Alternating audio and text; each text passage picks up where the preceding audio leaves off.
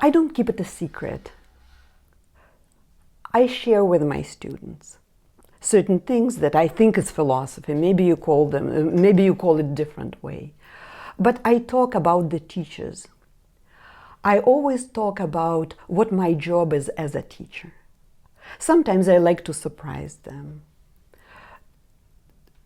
Sometimes I say obvious things to me, but I want them to know that everything that I'm going to teach you and everything that I said so far, I do not make up.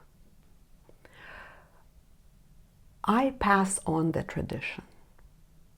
Everything that I said, I've heard from the masters, from my excellent teachers, from famous pianists, because I love the master classes, and I was privileged to learn from the big name pianists like Alfred Brendel. I was so thrilled, and I was so I loved it a lot when he said to the postgraduate student, "It's not boring to keep the tempo. It's not boring to count." I treasure the moment when I've heard from Leon Fleischer about how to play rhythmical. It's so cute. All my children drill it as a mantra. Rhythmical. As late as you can, but on time. As late as possible, but don't miss a boat. Or treasure the memory of the masterclass with Mitsuko Uchida, when she showed that Schubert had 3 different pedals for 3 shades of piano. What a luxury!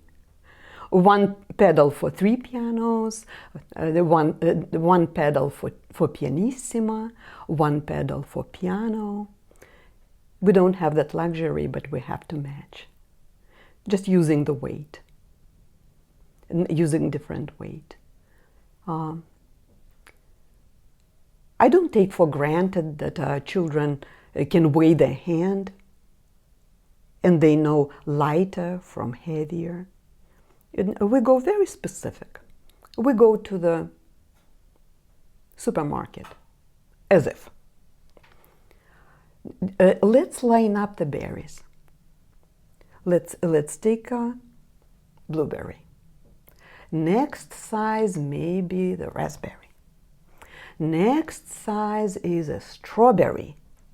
Next size is, they say, apple or orange. Oh, that's too dramatic. How about just a plum? You can do the same with balls. Let's begin with a light ping pong ball, and then this ball, and then tennis ball, and football.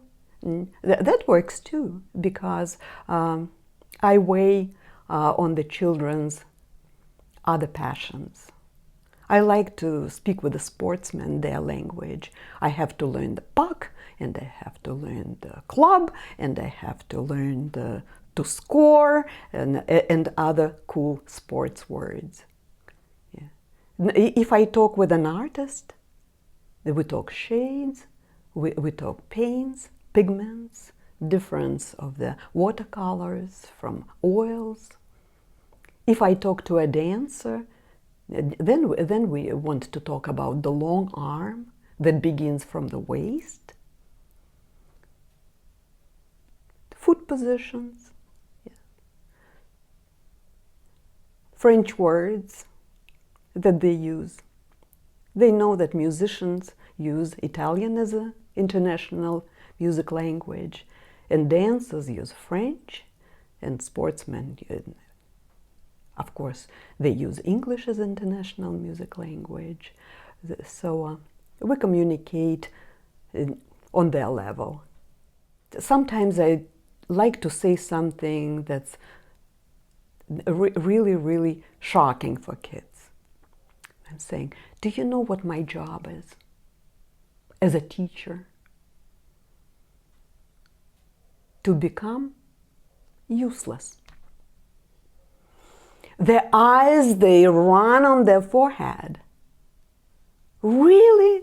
Yes, eventually. Not next year. But I want to move to that point. I want to work towards this point. And how do we do that? Through you being an excellent student. Not just good, but excellent.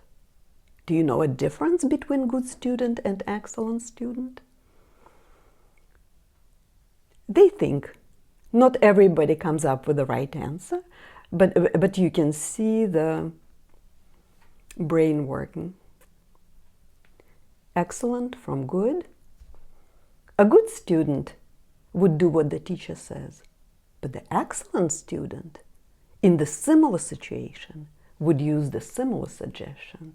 And this way, a teacher fades in the background little by little, because you teach them skills. And skills are many. I was thinking, how many? What are the numbers we operate? In hundreds, thousands? How many skills? Like about. Do you think 100 is enough? Or 1,000? If you're very, very detailed and every small detail is a skill, I still think maybe in hundreds, not more than 1,000. There's no way it's more. It's many, but it's limited. It's not unlimited. So eventually you know a lot. And I call them the bag of tricks. And you have the bag of tricks.